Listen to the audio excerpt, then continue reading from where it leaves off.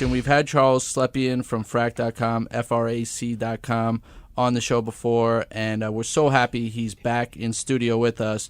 He's a wealth of knowledge, and he can really help you to kind of, it's Foreseeable Risk Analysis Center, and he can help you, your business, your institution, your organization, identify potential risks and potential liabilities associated and develop plans and strategies to prevent from those things happening. And I hope I got that right. But tonight, Charles is with us, and we were going to talk about, again, something that's pretty important to, to many out there, and that's, trucks and the road and trucking accidents. And welcome, Charles. Great to have you on the show. He's not going to lie. He can't. I can't. Okay, good. Tell us the truth, the whole truth. I'm not allowed to lie. So I'm going to try and tell you the truth. Now, sometimes I make mistakes, but that's not a lie. That's true. What I want to talk to you about really is something that's very, very important to all of us, and that's about safety. Foreseeable risk to me is the ability to foresee a risk out there and try to prevent it if I can. And sometimes we don't realize that we have a duty to prevent certain risks from occurring, a legal duty. And there's a penalty if we don't observe that. And if you're in the trucking business, you have lots and lots of legal duties because highway safety has become just an overwhelming problem in the United States. We have so many trucks on the road. As a matter of fact, there's now a shortage of drivers. And if you're listening to the radio for several hours a day, as I frequently am, I keep hearing ads. Drive for this company. Drive for that company. I never realized that there was a shortage of drivers out there. So there are more trucks on the road, and we really haven't even grown the infrastructure, so using the same highways that they have for 30 or 40 years? There are more trucks on the road because of the way we construct commerce in America. We do a lot of importing, and perhaps we're not doing enough exporting, but we're doing a lot of importing. And getting goods and products from trains to the consumer, from planes to the consumer, from ships to the consumer, really involves a lot of short-distance trucking, and so you see a lot of trucks on the road. But you've also got a lot of long-distance trucking as well, because not every place is serviced by some of the other transportation infrastructure companies or professions that I've talked about. And so that all coming together creates headaches. So let me give you an example. In 2015, and I'm only going to be talking, by the way, about big trucks, 10,000 pounds or more. 2015, we had 4,300 fatal accidents on the road. Now, you may say, well, 4,300, 300 million people, that's not so bad. It's very bad because those accidents were maybe fatal for one person, but may have injured 6 people, may have destroyed businesses, may have caused billions of dollars in damage because of a single word, and we all ought to have this word in our heads. The word is negligence. And when I talk about negligence, I talk about things that can be avoided by somebody, can be prevented by somebody. And fortunately, and some people will say I'm nuts about this one, but fortunately, we have rules and we have regulations about what's a fit truck, what's a fit truck driver, what are the things that must be done about maintenance, about repair, about deciding who's going to work for you.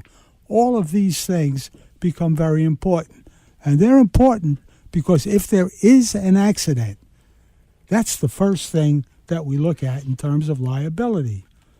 An accident. An accident is something that could have been prevented by somebody unless it was an act of God. So your value, or what you spend your time doing, is you consult with companies to point out directly the holes in their armor. Exactly. Sometimes it's landlords, and it has to do with fire escapes in their building and fire systems. And we've seen recently the number of high-rise fires around the world that have engulfed entire buildings and caused endless heartache for families. Sometimes it has to do with the safety of your neighborhood or your schools. Sometimes it has to do with police and whether or not they are acting properly, whether or not there's negligence, or whether or not they're being falsely accused of not acting properly. So everything we do in life really has risks. And I deal with some of those risks because I've been around a long time and I've seen those risks. And I've been in the private sector and I've been in the public sector. Now, Charles, let me ask you a question regarding the trucking industry. Mm-hmm. What should an owner of a company be mindful of when they're looking to hire drivers that are going to be a good fit for their business? Because obviously, I don't know if business owners know out there, the challenges, or they should know the challenges, but they probably don't. So can you just let the audience know, based on the facts, how to regulate their drivers and how to make it as safe as possible and what to look for? Well, let me answer that in two ways, Andrew. First of all, you have to look at rules and regulations, statutes and codes. You have to be in compliance with the law, the federal law and the local law. That's very important because the government can put you out of business, and I'm afraid there are times when they should put you out of business.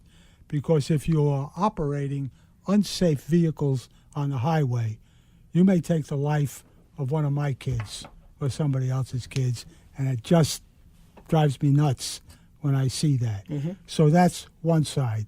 The other side is you're responsible for a selection process. Who you hire is your choice, but there is a list of eligibilities to drive a truck. To drive a truck on a highway, you've got to be 21. You've got to pass a physical examination, and it's renewed every year. You should know something about mechanics.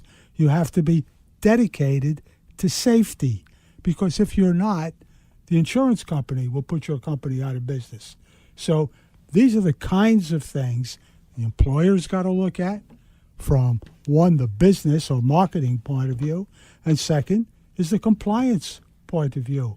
We probably have all seen a truck pulled over on the side of a highway, and they're flashing red lights, and you see a guy in uniform, and he may be a New York City Department of Transportation enforcement agent, maybe a federal enforcement agent, and he's pulled that truck over.